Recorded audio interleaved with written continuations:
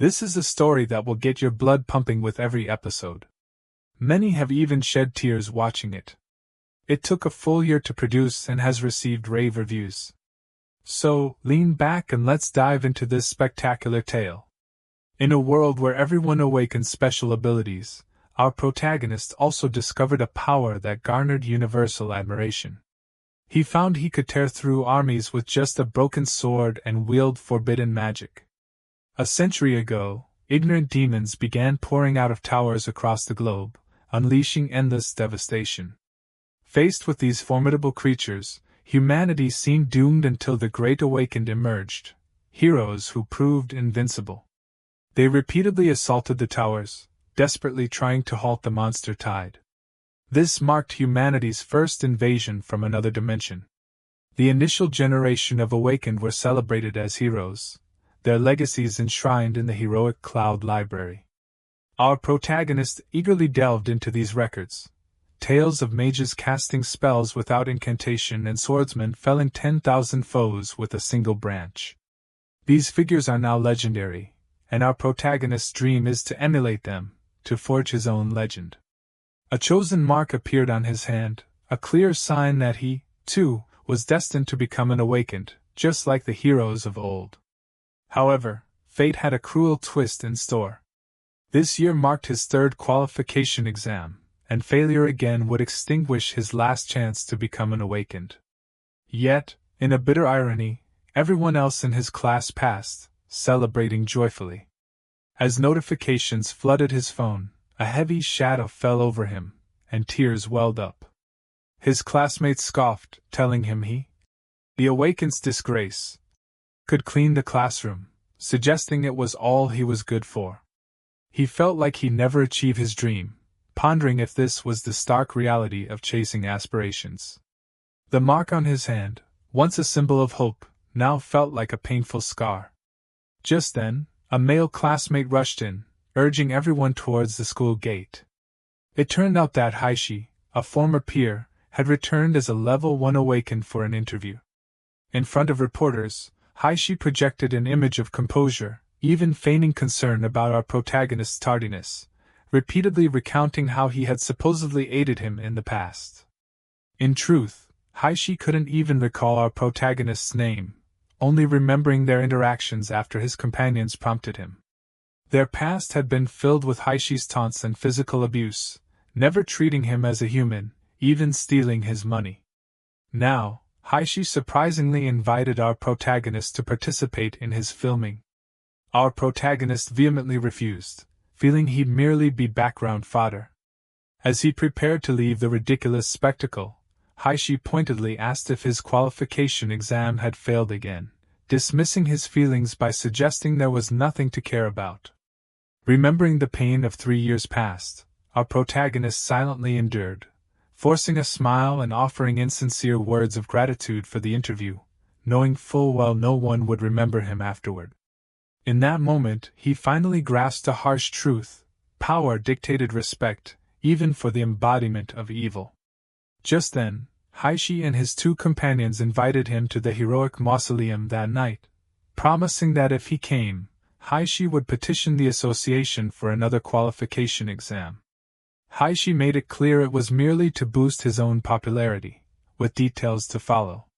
Despite his skepticism and intense dislike for Haishi, our protagonist felt he had no alternative. This was his sole chance, and he desperately hoped it would work. It turned out the mausoleum was Haishi's final filming location. After the shoot, everyone departed, and Haishi ventured alone into the mausoleum's depths, discovering an entrance. His 2 companions were already there, digging for a fabled spirit treasure. Our protagonist arrived just then, witnessing the scene unfold. He angrily demanded to know if they were insane, reminding them of what lay buried there. Haishi disdainfully crushed a stone slab, declaring his indifference to historical relics and his sole focus on the treasure within. Enraged by this desecration of the first-generation Awakened's heroic legacy, and his own dreams, our protagonist snapped. He immediately charged, intent on making Haishi pay. Haishi easily sidestepped, then delivered a brutal kick to his abdomen. The powerful blows sent our protagonist vomiting blood, clutching his stomach and writhing on the ground, his vision blurring. He wondered if this was the end. Just then, Haishi's companions unearthed the treasure, a package brimming with magic artifacts and weapons. Haishi seized the crystal heart, exclaiming it was from the Void Mark, signaling his imminent wealth. Haishi then grabbed our protagonist by the collar, revealing the true reason for his presence. He mockingly explained that he knew our protagonist had been researching the First Awakened and would serve as a perfect scapegoat. Devastated by his exam failure, he would supposedly steal the mausoleum's treasure, then vanish without a trace, his glorious story making headlines the next day. Haishi then dismissively bid him farewell, releasing him. Our protagonist glared, filled with anger and unwillingness, unable to utter a sound. Was this truly how he would die? All his training, all his tests, everything would be meaningless, and no one would remember him. Suddenly, bright orbs of light glowed in the water. Opening his eyes, he saw the orbs coalesce into human forms, the heroic souls of the first generation awakened, representing the pinnacle of their respective fields. At that moment, the mark on his hand pulsed with light. They noticed the mark, identifying it as the Void Mark, a dual blessing and curse. It could bring reconciliation, yet also unleash unimaginable powers. They offered him a pact. Choose one of us, and you'll gain immense power, be it archery, magic, swordsmanship, or physical combat. Though he yearned to be a revered Awakened like them, he craved a power unparalleled in this world, a force capable of crushing all the humiliation he had endured. I choose all of you, he declared. I want all your power, give me everything. Just as they thought this impossible, the mark on his hand blazed brilliantly, drawing all the heroic spirits into the Void Mark's space. Meanwhile, outside, Haishi and his companions were preparing to leave. Suddenly, a huge surge erupted from the water, unsettling Haishi and his bewildered companions. Our protagonist floated slowly above them, enveloped in a blue light, then descended to stand coldly before them. They perceived him as a resilient cockroach, stubbornly rising again. He casually picked up a branch from the ground. They scoffed, questioning if he intended to fight them with a mere twig. Ignoring their mockery, he simply waved the branch a few times, stating, "Your bodies will change." Haishi grew impatient. He ordered his skinny companion to cut off his head immediately. Instantly, the companion conjured a great sword from the void, confident that dealing with our protagonist was child's play for a level 1 awakened. As the companion lunged, their paths intersected briefly. The skinny man still had a confident smile. Then, lines appeared on his body, followed by a blood-curdling scream. His two comrades watched, stunned in disbelief. A bit weak, our protagonist calmly remarked. Who's next? Seeing this, the fat man frantically summoned 15 seed golem puppets. Even a level 1 awakened is useless. Our protagonist merely extended a finger, and golden light condensed at its tip. A golden lightning bolt struck the fat man. How is this possible? He didn't even chant any spells. After a cloud of smoke, the fat man lay lifeless on the ground. Impossible! A branch and no incantation? Haishi suddenly recalled the legends. Tales of defeating 10,000 with a branch, and using true magic without incantations. These stories were now considered mere myths, few believing them to be real. He never imagined a legend would appear before his eyes, making him doubt what he was seeing.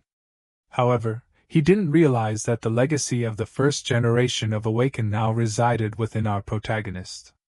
By day, you trampled my dignity and forged your legend. But tonight you will remember my legend. Our protagonist observed the changes in his body, still in disbelief, feeling an immense surge of power. His revered heroes now resided within him. Their expressions suggested satisfaction with the mark's space, though each seemed to eye his body, as if eager to consume him. First to emerge was the swordsman he knew best, Gumili, renowned for killing 10,000 monsters with pinpoint accuracy using just a single branch. Gumili chuckled, I didn't think anyone remembered me. Our protagonist asked what he planned to do, thinking he was referring to Haishi. But in Gu Muley's eyes, Haishi was insignificant. Gu Muley didn't care about Haishi but focused on something behind him. That's when our protagonist noticed the package of treasures behind Haishi emitting an eerie light. He quickly moved to investigate, but Haishi mistook his intentions. Panicked, Haishi conjured a weapon from the void, shouting he'd still keep an eye on him as dozens of controlled tornadoes fiercely shot out. Get out of the way. The package continuously unleashed countless evil black tendrils, and a massive energy burst from it. An invisible pressure immediately enveloped the surroundings. What is this? A colossal monster, radiating an evil aura that filled him with dread, appeared behind Haishi.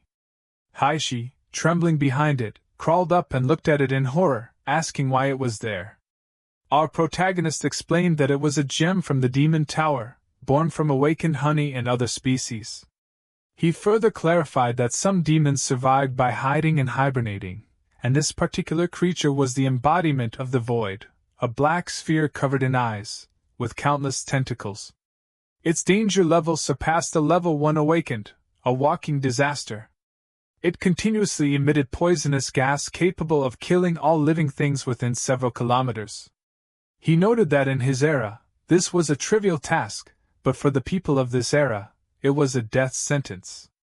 Haishi trembled with fear, screaming he couldn't die there, and turned to flee.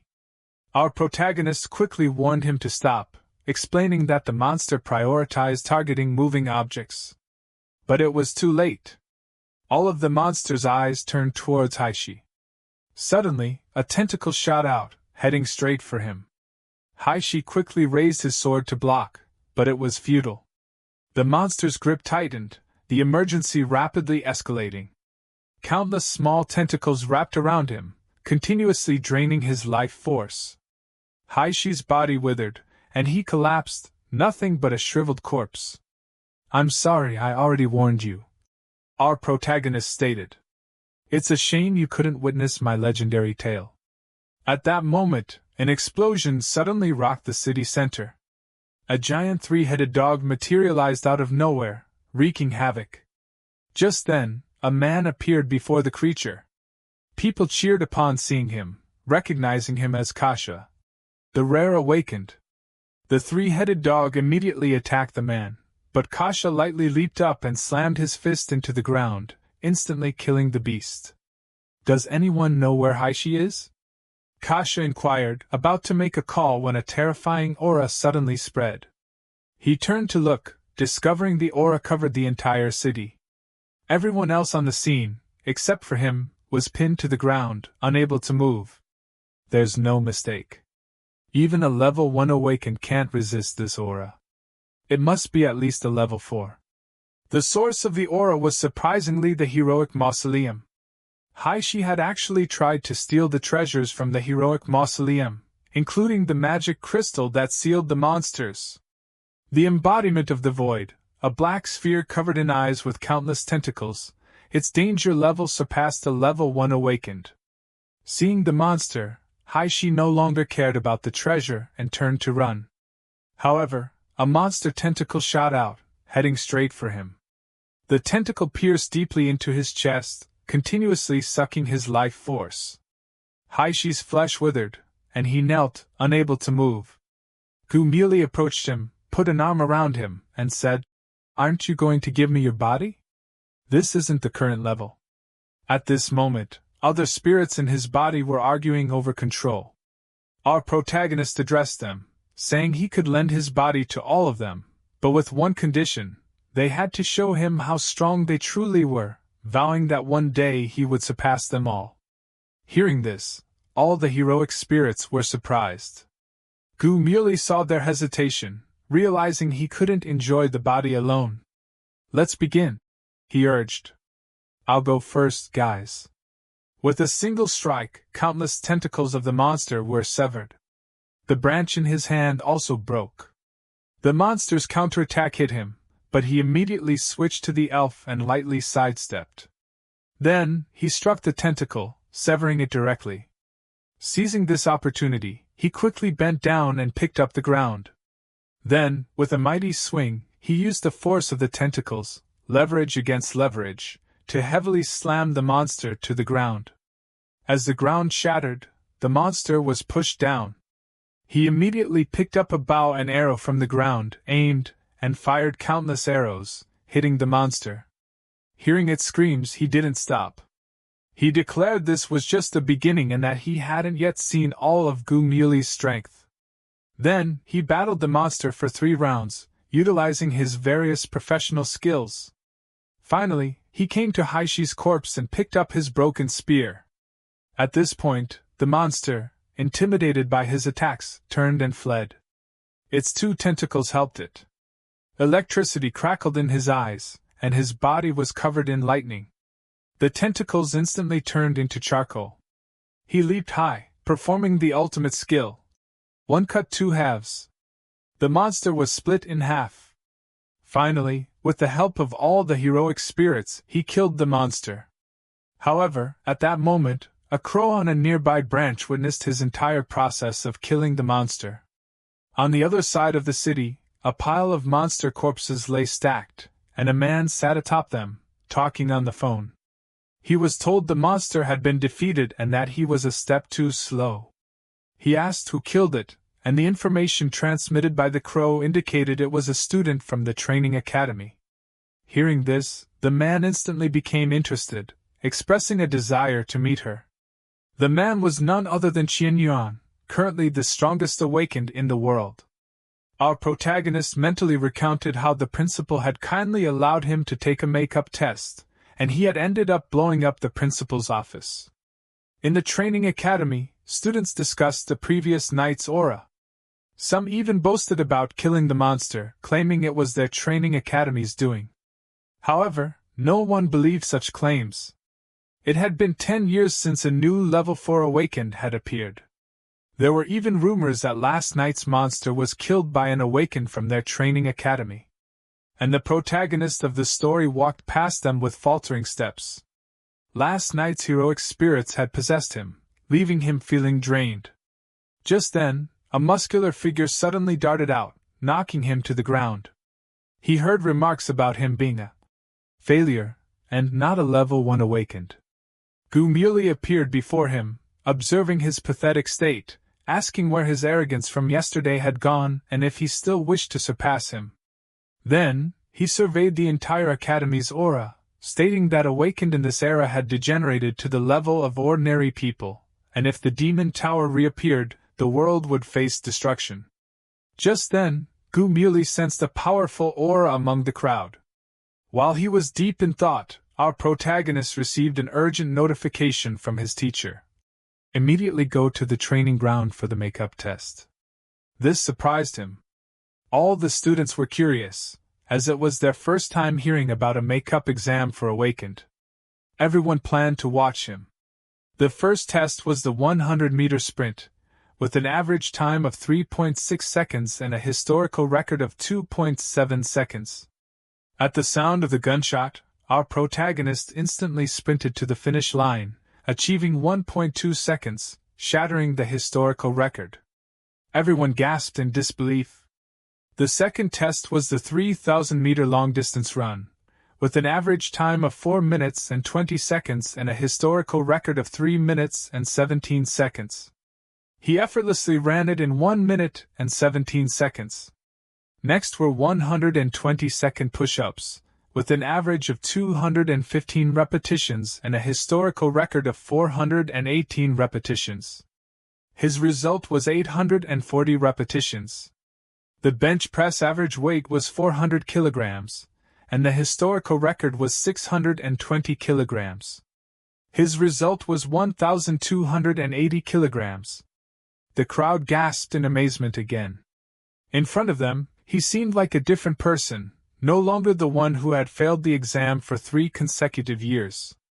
What they didn't know was that he was also shocked by his own performance, wondering if it was the power of the spirits again. Gu merely explained that after last night's events, his body had undergone a complete transformation. At this moment, in the principal's office, Qian Yuan, the world's strongest awakened, was looking at documents on a tablet. It turned out it was Qian Yuan's suggestion that allowed him to take this make-up exam. The principal stood by, skeptical about this sudden make-up exam, noting that his physical performance had been decent for the past 3 years but showed no signs of awakening any power, considering it a waste of Qian Yuan's time. However, Qian Yuan was full of confidence in him. At the magic power test site, all the students came to watch. Our protagonist stood before the test fan, needing to control it with magic power for 10 minutes. The average score was 1,513 rotations, and the historical record was 4,022. For the past 3 years, no matter how hard he tried, he couldn't use magic, let alone control a fan. But now, he could feel it all around him, constantly entering his body, and he seemed to be able to control magic through his breathing. He looked at a nearby tree, then gathered magic in his palm and infused it. The fan slowly began to turn, as if it were his own limbs. As he continued to output magic, the fan's rotation speed increased, and the score jumped rapidly. A powerful hurricane erupted, throwing the scene into chaos. The giant fan exploded, its high-speed rotating blades detaching from the ground and shooting towards the teaching building, directly at the principal's office. The next second, a huge explosion echoed. After the smoke cleared, the fan blades were quietly embedded in the middle of the teaching building, and the principal had already fainted, foaming at the mouth. Only Qian Yuan and his secretary remained calm, standing by. Qian Yuan chuckled, noting that he seemed to have found someone who could grow to his level, expressing his excitement. On the training ground, our protagonist looked at himself in disbelief at what he had done. The examiner frantically announced that he had passed the test and become a true awakened, witnessing history. I finally passed the exam. 3 years of effort were not in vain. I've finally taken the first step towards my dream. Gu Muley had already anticipated this, explaining that after last night's battle, the potential within his body had been awakened, and the owner of the void mark couldn't be an ordinary person. He noted they had been waiting for a century and perhaps this was their chance to realize their wish. Just then, a powerful energy descended from the sky. After the dust cleared, Qian Yuan emerged from it.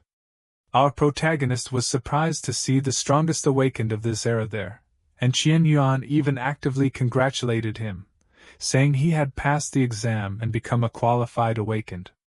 While he was still bewildered, Qian Yuan actually proposed an additional test. He challenged him to try and hit him once. Our protagonist couldn't believe his ears, wondering if he was dreaming. Since he was 9, Qian Yuan had been a monster slayer, standing at the pinnacle, having defeated countless foes. Now, at 23, he was recognized as the world's strongest awakened. Rumor had it that he had single-handedly quelled the Great Chaos 10 years ago, and turned the tide during the Kyushu Plague 5 years ago. To everyone, he was a living legend. Our protagonist was just a newly awakened person, but Qian Yuan wanted him to fight him. Qian Yuan explained the rules. He had 1 minute, and if he hit him once, he won. He could use any weapon, and Qian Yuan would attack every 10 seconds. With that, Qian Yuan conjured a pile of weapons for him to choose from, assuring him his body was stronger than these and he could attack freely. With a flick of his finger, Qian Yuan effortlessly sliced a long saber in half. Seeing this, our protagonist felt nervous, wondering if he could really win. While he was still bewildered, Gu Muley excitedly urged him to lend him his body again. But our protagonist wanted to earn his recognition with his own strength. The countdown began. Our protagonist immediately picked up a long saber from the ground and charged at Qian Yuan, slashing downwards. Qian Yuan merely sidestepped, easily dodging. Our protagonist continuously swung the long saber but couldn't touch him. The students watching were excited, remarking that as expected of the strongest awakened, he could dodge attacks while still looking at his phone. Left, right, up, down, all his attempts were futile. He questioned himself, unwilling to give up, why he couldn't even hit him once. Just then, the first 10 seconds passed. A finger appeared before his eyes, followed by a flick to his forehead. Fortunately, he instinctively ducked, and the powerful energy grazed past him. He looked back at the ground, and a deep gully appeared before his eyes. If he had been hit just now, he would have died. He wondered if this was still a test. Qian Yuan looked at him with confusion, noting he couldn't feel any power from him, yet he had survived a fatal blow. Our protagonist knew he couldn't continue like this. He had to regain the combat prowess from last night. He immediately adjusted his breathing and attacked again. As he swung the saber, his speed increased rapidly, causing Qian Yuan and the onlookers to gasp in surprise. His speed was so fast that even the cameras could barely capture their movements. However, he knew this speed wasn't enough. He had to be faster. The next 10 seconds arrived. Qian Yuan bent down, dodging his attack, and extended a finger, unleashing terrifying energy. It directly hit his chest. He was sent flying dozens of meters until he crashed into the teaching building, his entire body embedded within. He violently spat out a mouthful of blood. He exclaimed how amazing it was that his opponent was the strongest awakened, and that if it were before, he would have died long ago. Although his current strength wouldn't allow him to pass his test, it didn't matter. He immediately charged at Qian Yuan again. However, Qian Yuan had already lost interest. He stated that his performance was disappointing, and it was over. With that, he delivered a heavy strike with his hand blade. Our protagonist's vision immediately blurred. Qian Yuan remarked that his strength was indeed strong, but that was only against ordinary people, and it was still far from what he wanted. He expressed disappointment that he hadn't seen that powerful aura from last night. Qian Yuan spoke on the phone and turned to leave. Just then, a terrifying fluctuation came from behind. Our protagonist stood up again, enveloped in powerful energy. He declared it wasn't over, but just beginning, challenging Qian Yuan to make it fun. He was Gu Muley, one of the strongest awakened in ancient times, who could kill 10,000 monsters with a single branch. And he was Qian Yuan, the recognized strongest awakened of modern times, who had single-handedly quelled the great chaos. Now, through our protagonist's body, the strongest battle between ancient and modern was unfolding. Qian Yuan's eyes sparkled with excitement. This was exactly the battle he craved, noting that the powerful aura from last night had reappeared, but it seemed to be split into two, wondering if it was the effect of some mysterious skill. Regardless, the person in front of him had transformed into Gu Muley. Gu Muley's anger and disdain were palpable at Qian Yuan's momentary daze. His speed and strength increased significantly. Terrifying sword she slashed through the air, creating dangerous situations, and the teaching building suffered as a result. Students scattered in all directions. Qian Yuan's attacks missed him, not only because of his increased speed and strength, but also because his originally clumsy movements were now like those of a seasoned swordsman. He could anticipate the enemy's movements, and his swordsmanship flowed like air. Such strength was indeed enough to make Qian Yuan sweat. 40 seconds passed. Qian Yuan excitedly swung his hand blade towards Gu Muley. However, Gu Muley easily dodged, as if such attacks were just a gentle breeze. Gu Muley sneered that Qian Yuan's attacks were too weak, then counterattacked. Qian Yuan leaped to dodge, acknowledging that Gu Muley was stronger than he imagined. The students watching were stunned, unable to believe what they were seeing. However, Gu Muley looked at Qian Yuan and said, "Forget the rules, let's fight! You look ugly when you're restricted. Let me see your true strength." With that, he charged again. Qian Yuan accepted the challenge. He then kicked the lion statue at his feet towards the weapons. Immediately, all the weapons flew into the air. He leaped high, grabbing the guandao among them. "Come on, let's continue," he said, raising the saber to strike. Swords clashed, and in his mind, they fought for over 300 rounds. At this moment, the other heroic spirits within him excitedly watched. Gu Muley seemed happy, and it was truly enviable. Unfortunately, using the kid's body as a medium, he still couldn't unleash his full power. If this continued, they might lose. At this moment, he looked at them both, his eyes focused, not wanting to miss a single detail. Left, right, up, down, he tried to imitate Gumili's movements. He wanted to become stronger. At this moment, outside, amidst the continuous clashes between them, Gumili loosened his grip. He muttered that his body was getting a bit out of control, reaching its limit. Qian Yuan excitedly threw away his broken saber. He had finally found an opponent he could fight, thinking that the future path would be tough. 10 seconds remained. Gumili retreated. Then, he leaped towards the teaching building. The muscular man on the second floor looked bewildered, wondering why the enemy was coming towards him. The enemy quickly snatched the long saber, using it to leap forward. Qian Yuan followed closely, punching towards the teaching building. The teaching building exploded again. Hopefully, those innocent students were safe. From the smoke, the two rushed out and resumed their fierce battle on the wall. The teaching building's largest skylight shattered. The more he fought, the more excited he became. The battle reached outside the principal's office. He wanted to use the fan blades from earlier as a weapon. Instantly, Gumili felt a change in Qian Yuan's aura. For the first time, he sensed danger. The giant fan blade was raised high and brought down heavily. Suddenly, a spider web made of sword chi, Gumili's ultimate skill, shattered it. In an instant, the fan blade was cut into countless pieces. Qian Yuan looked at the scene in surprise, finding it simply amazing. Just as Gumili was about to press his advantage, the long saber in his hand disintegrated. And from above, Qian Yuan, enveloped in energy, was preparing to unleash his final blow on Gumili. 59 seconds. At this moment, Gumili was in midair. He declared this was it. Just as a huge surge of energy came, he regained control of his body. Leaping high in his eyes, their movements became incredibly slow and clear. His palm lightly grazed the opponent's hand, and then a punch. Gumili and Qian Yuan looked at him in disbelief.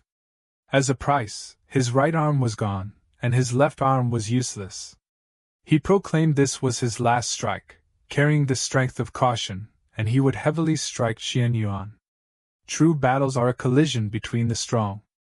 They constantly seek the opportunity to win amidst offense and defense, and often, victory is decided in an instant. In battles between the strong, there is no room for error, like a tightly woven go board. But this kid, in that instant, found an opening that even Qian Yuan didn't see. For him, perhaps this was the first step on the path to becoming strong. With his last hope, he flew straight up, using his final strength to punch Qian Yuan. To his utter disbelief, as he thought he had won, something incredible happened. Qian Yuan's one hand was still in his attacking posture, but his other hand actually managed to catch his outstretched fist in that instant. Damn it! Just a little bit more! Was it over like this? However, just as he completely gave up, Qian Yuan smiled slightly, pulled his fist to his face, and lightly tapped it, declaring, "Congratulations, you passed!" Our protagonist was stunned. Could it be like this? After the shock, he collapsed, exhausted. All the students in the school witnessed this historic moment, spreading the news that the nameless loser had actually hit the strongest Qian Yuan. When he woke up, he was surprised to find that it was Qian Yuan's companion, Ling, who was healing him. Ling told him not to move yet as his arm was severely injured, and congratulated him on passing the test. Hearing this, he sat up in surprise, asking if he had really hit Qian Yuan, thinking it was a bit unfair that he had forgotten so quickly. It turns out Qian Yuan was smiling nearby, watching. Qian Yuan confirmed he had indeed passed. He then recalled the video of him fighting Qian Yuan back and forth, realizing only the last punch was his, and even that was easily caught by Qian Yuan. But then Qian Yuan said that his last dodge was excellent, making him wonder if he was truly being recognized. He also inquired about what would happen after passing this test. Qian Yuan reminded him that he had said he would join his faction if he passed. However, Ling next to him seemed very unhappy with this. Our protagonist was bewildered, noting Qian Yuan hadn't seemed to mention that before.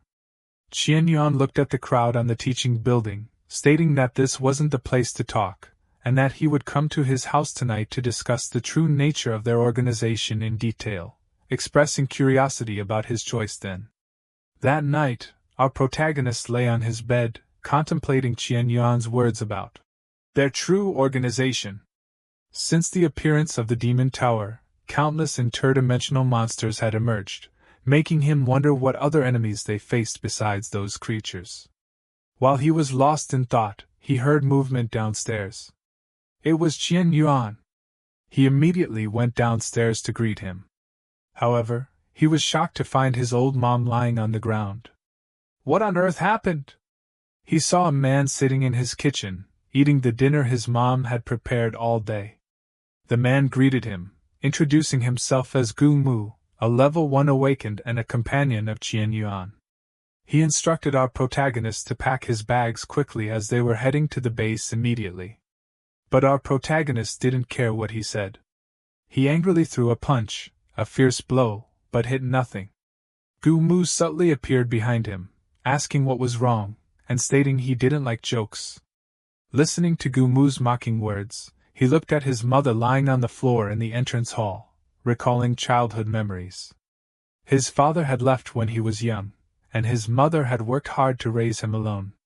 To celebrate him passing the exam, she had specifically cooked a feast that night.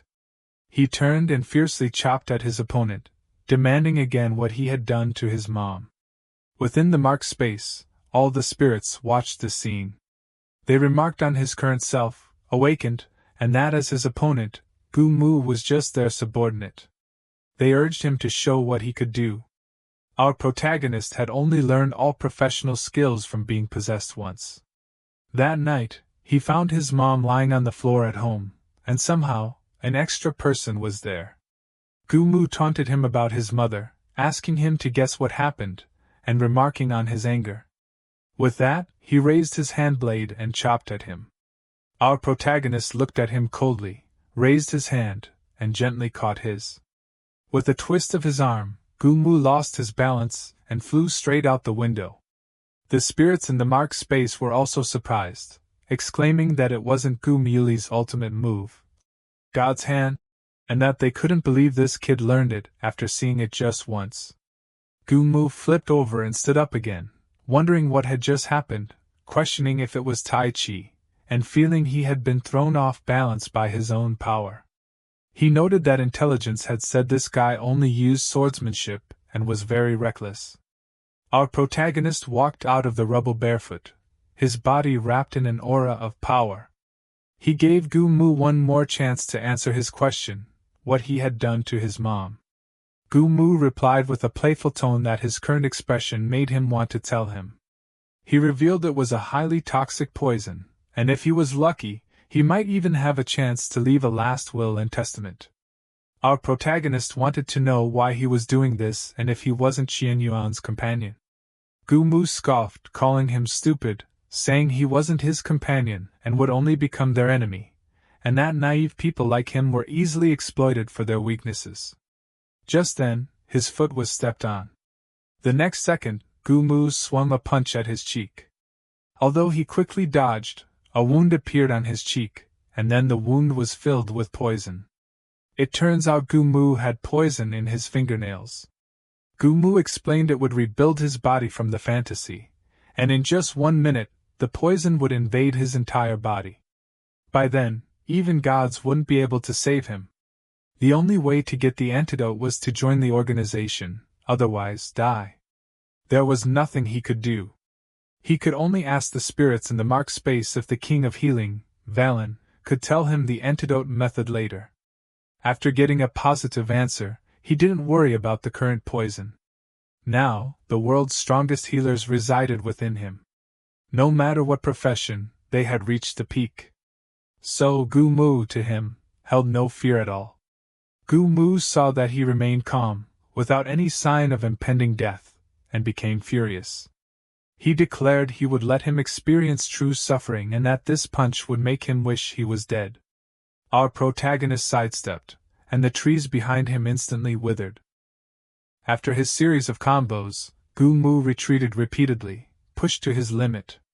He clasped his hands together, using his ultimate killer move on him. However, our protagonist easily broke through his attack and struck his abdomen. Then, he furiously attacked his body. Then, he pulled out a hand and said, "It's good that he healed so quickly." With a raised finger, positive energy continuously gathered at the tip, crackling. True magic! Die! Gu Mu was in disbelief, asking why his poison didn't work on him. Then, a dazzling light burst forth in the air. All the heroic spirits witnessed this miracle. They observed that he was only influenced by them, and he had actually understood their emotions. They acknowledged this as the power of the void mark, calling it too strong.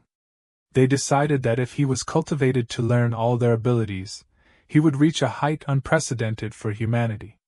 Believe it or not, the originally shy and timid king of healing, after possessing our protagonist's body, let out a lewd laugh. Below our protagonist, a group of black-clad figures flew through the city, moving quickly to ensure they completed their mission before Qian Yuan and his companions arrived. They stated that the organization had already started its operation and they couldn't fall behind either. Suddenly, Qian Yuan appeared behind them, remarking that they were already the last group. With that, he extended a finger and flicked the leader's head, solving the problem amidst their horror. After dealing with them, Qian Yuan quickly called to inquire about Ling's situation, and Ling also happened to arrive above his house. However, he was surprised to find that he seemed to be late, as that master-level awakened had already been dealt with. Qian Yuan also came to his house, saw him perfectly fine, and happily asked if anyone was hurt, offering to help. However, everything was fine. His mother was now safe and sound, resting on the sofa. But Gu Muli in the space complained that it wouldn't have been fine if Valen hadn't urgently extracted and prepared the antidote, as both of them would have been finished. It turns out that after defeating the enemy, Valen immediately possessed and controlled his body to extract the serum from Gu Mu. Since everything was resolved, Qian Yuan quickly apologized to him. It turns out that the video of him fighting Qian Yuan during the day had spread, so he was targeted by many organizations. Qian Yuan was late because he was dealing with these organizations' problems. And this master-level awakened on the ground was not Qian Yuan's companion at all. He just wanted to use Qian Yuan's name to take him away. At this moment, Ling suddenly appeared, stating that the mission had been completed. The buildings damaged in the previous battle had actually been restored to new. Qian Yuan suggested they go inside and talk about business, regarding his future choice. Ling expressed his disagreement, deeming it too dangerous.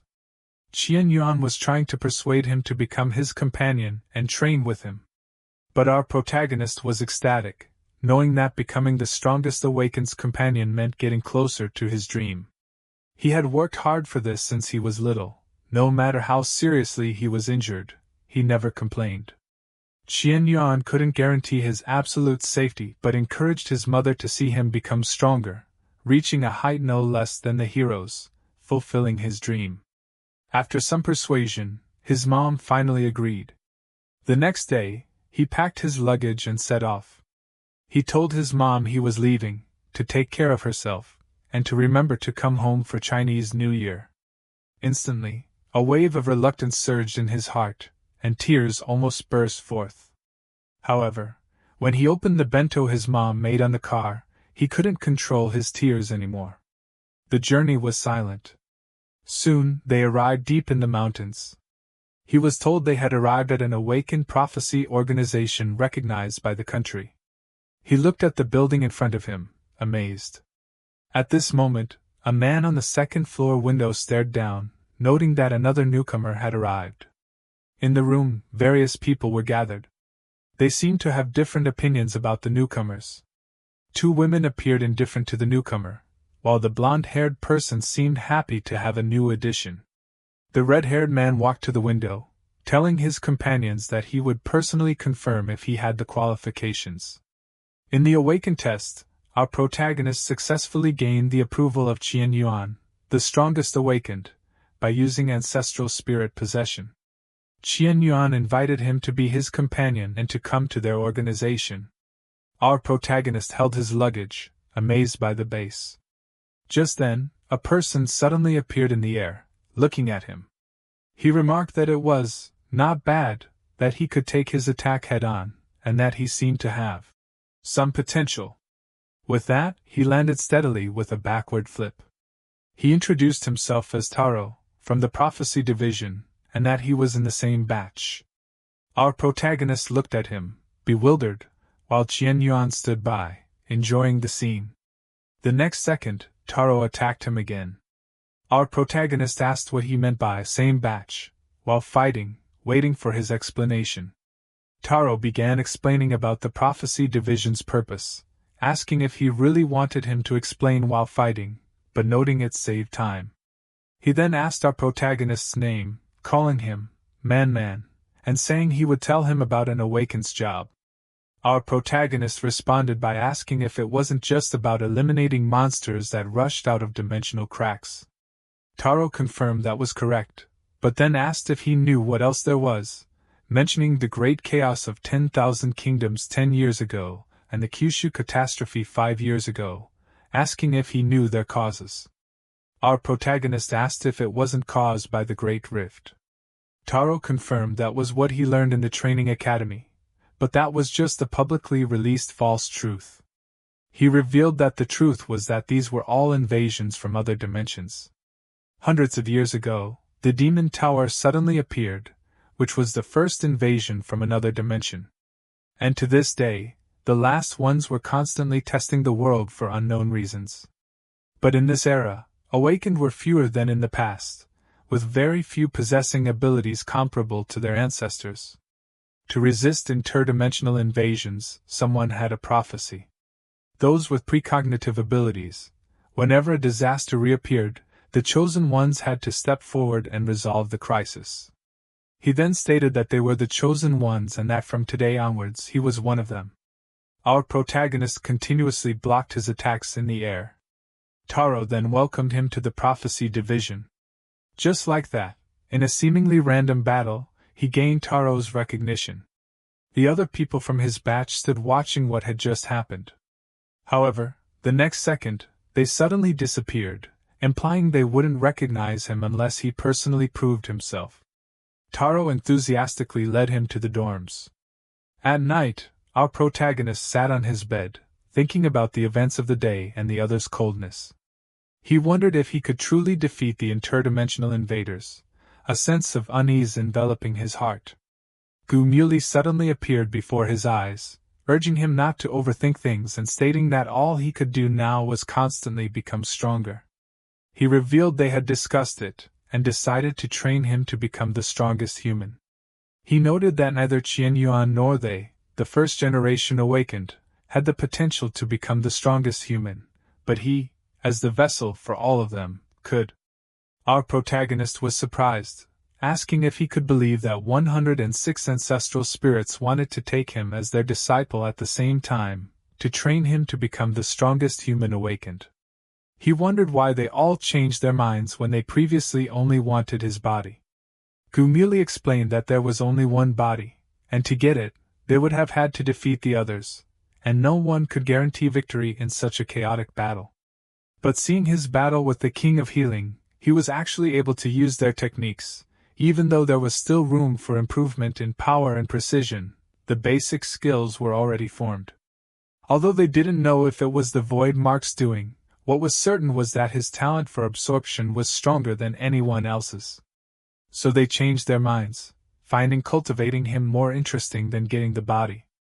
As he listened to Gumuli's words, tears unknowingly streamed down his face. For 3 years he had been told he had no talent.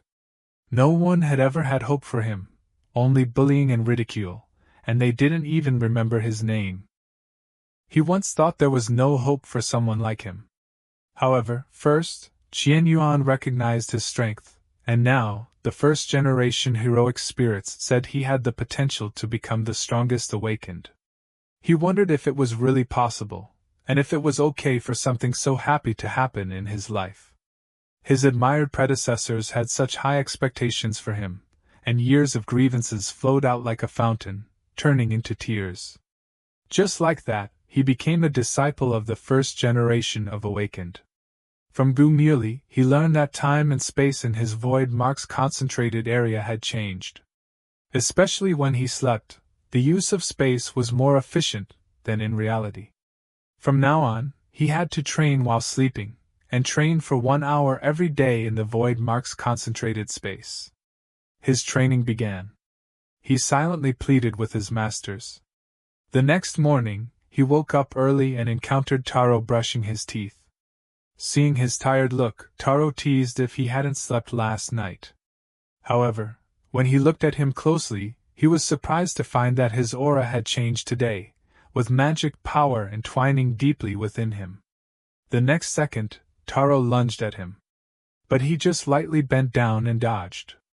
He told Taro he was hungry and was going to the cafeteria first, then left, leaving Taro stunned, remarking that his speed was even faster than yesterday, yet he dodged him more easily. He arrived at the Prophecy Division's cafeteria. Taro was sitting at a table with a long-haired girl.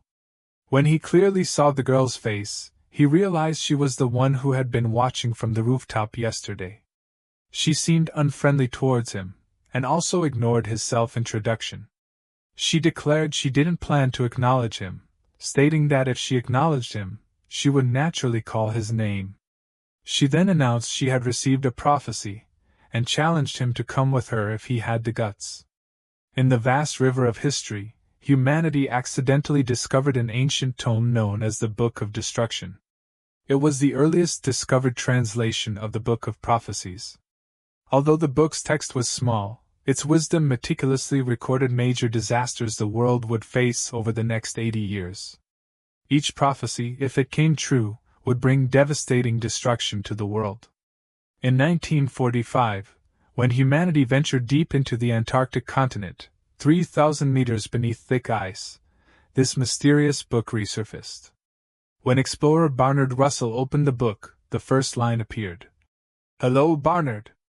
March 17, 1945, 11:35 a.m., sunny. Explorer Barnard discovers the Book of Destruction. This discovery shocked the world, and humanity decided to believe the book's prophecies. The far side of the moon, cosmic dramas, aggressive pathogens, every prophecy was like a Damocles sword hanging over humanity's head. To prevent these disasters, the Prophecy Division was established, collecting and analyzing every clue. The prophecies were divided into 4 levels. Level 3, destruction of one or more localized disasters. Level 2, widespread disasters in a country or continent. Level 1, drastic changes affecting the entire globe. And special level, confirmed world-destroying extinctions. Currently, the prophecies in the Special Book of Destruction were about to occur. Whenever a prophecy happened, chosen individuals were dispatched to resolve the crisis. Today, at the invitation of the long-haired girl, Taro and our protagonist joined this 3-person prophecy team. They quickly arrived at their destination, where a moderate-sized spatial rift had opened in the city center. The 3 of them walked directly towards the spatial rift. Kasha immediately blocked their path, warning of the danger and urging ordinary people to leave. He explained that today's prophecy was level 3, a moderate-sized spatial rift, predicting that according to the level 3 yellow video in the book, the rift would grow larger and larger.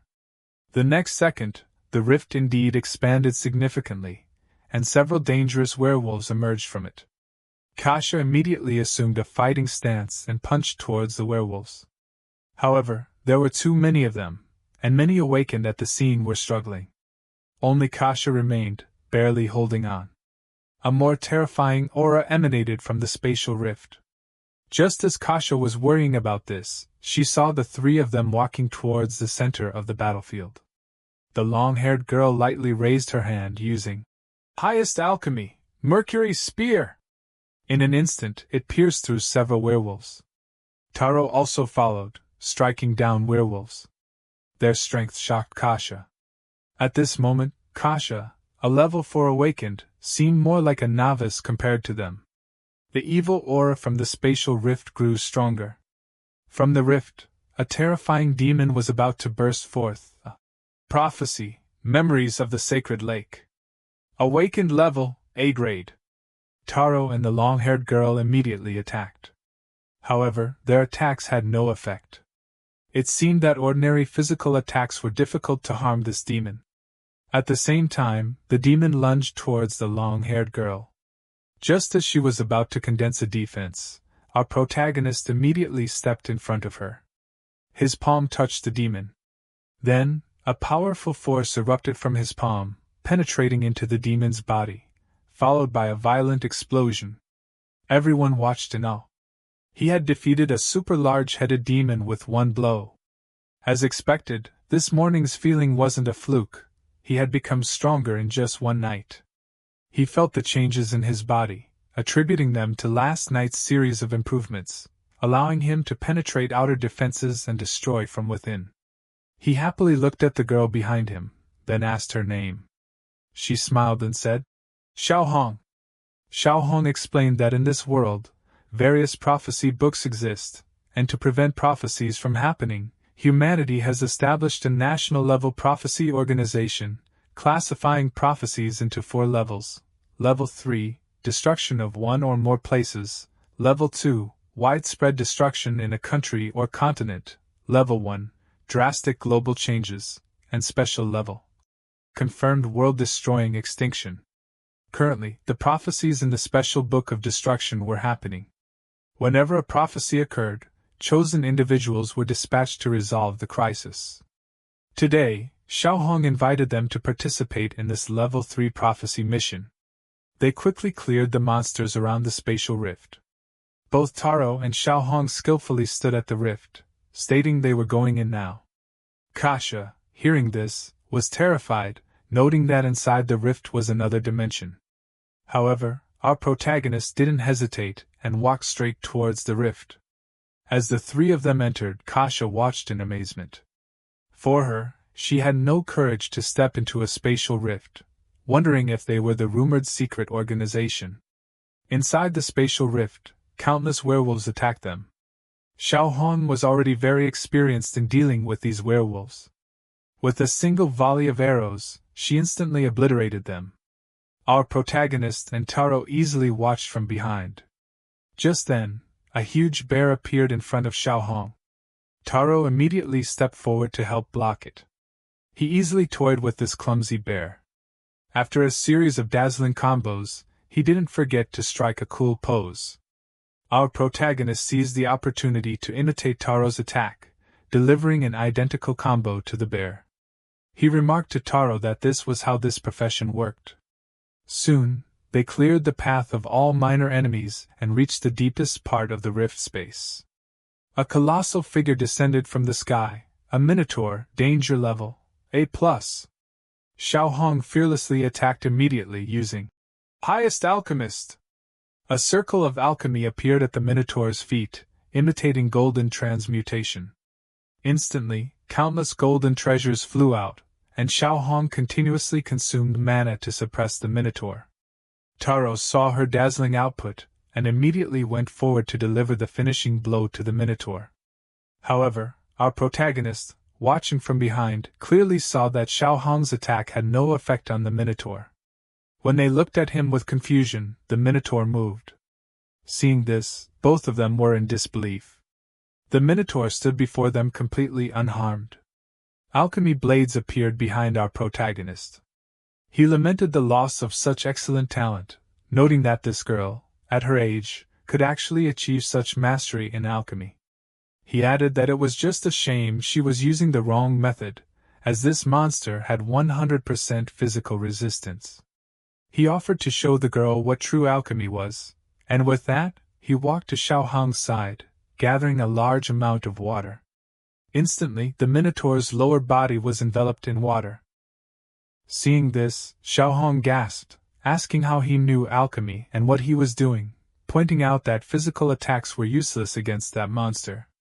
Our protagonist called her foolish, saying her alchemy was still too young, and that matter had 3 states, and not only solids could cause damage. For example, when boiling, the Minotaur's body became transparent, and a large amount of hot steam emanated from its mouth, accompanied by a large amount of true chi. Just like that, a super large-headed monster was boiled alive. His first mission was successfully completed. The Level 3 prophecy recorded in the yellow video was successfully prevented. This mission was also successfully completed. He had defeated a Level 1 Minotaur. The man who had just instantly killed a bear was urgently dispatched to investigate a mysterious small organization. In this world, everyone's abilities originate from the unique mark on their hand, which determines their profession. Some have magic that allows them to use powerful magic, while others are skilled swordsmen. But now, he could use multiple abilities, which Xiaohong found incredible, and thus acknowledged his strength. After leaving the spatial rift, they planned to return to submit their report, leaving a cool and admired impression on everyone. Soon, they returned to the headquarters of the Prophecy Division. When they arrived at the research lab's third conference room, they found that Red Hair, who was in the same batch, and the person who originally stood in the middle, were already there. Mayor Li Yuan stated that since everyone was there, they should all listen. He then opened the video sent by the analysis team. The video only showed a burning red object. This was actually a prophecy book, discovered in a scorched volcanic belt and left untouched until now. Through X-ray and leaf scanning technology, a part of its content had been deciphered. Among them was a prophecy about a party member. Hearing this, everyone was shocked, because a new prophecy hadn't been discovered in a long time. Since all the official members were out, the mayor asked the four of them to help investigate the detailed situation, stating the information had already been sent to their email, and they should depart immediately. Thus, they inexplicably accepted this special information technology mission regarding this prophecy. The main task was just to investigate. In case of any accidents, they were to ensure their own safety and wait for the official members to arrive before taking action. Since the destination was quite far, everyone basically fell asleep in the car. Only Xiaohong struggled, but eventually succumbed to the pain from her body and quickly fell asleep. However, when she woke up again, she was the only one left in the car. Xiaohong angrily ran down, accusing everyone of not waking her up. She then realized everyone's reaction was unusual and quickly looked forward. A giant magical formation had enveloped the area above. They were still late. The prophecy had already happened. According to the data, the living beings in this crystal pillar should be the 23 villagers. This prophecy and the disappearance of the apartment 30 years ago were similar. The prophecy almost opened an interdimensional portal.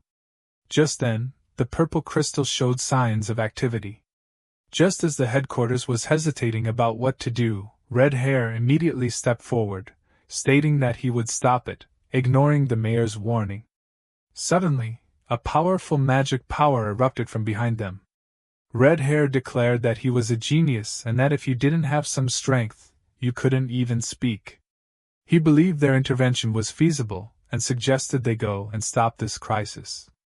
The other three didn't expect a newcomer like him to say this. He expressed hope that he wouldn't become a burden to him, then jumped.